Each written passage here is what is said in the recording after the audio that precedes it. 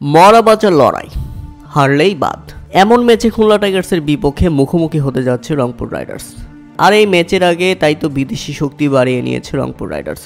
ইতিমধ্যে রংপুর রাইডার্সে যোগ দিয়েছেন ওয়েস্ট ইন্ডিজের বিধ্বংসী ব্যাটার আন্ডার রাসেল, সেই সাথে যোগ দিয়েছে ইংলিশ ওপেনার জেমস ভিন্স, আর মিডল অর্ডারের ঝড় তোলার জন্য যোগ দিয়েছে Tim David.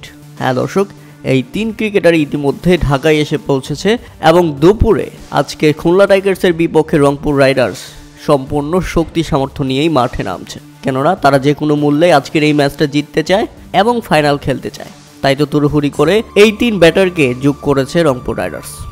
Under Rasel, Tim David এবং জেমস ভিন্স, এই তিন ব্যাটার যদি স্কোয়াডে যুক্ত হয় তাহলে বুঝতেই পারছেন এবারের বিপিএলে এলিমিনেটর ম্যাচে খুলনা টাইগার্সের বিপক্ষে কতটা শক্তি সামর্থ্য নিয়ে মাঠে নামছে রংপুর রাইডার্স।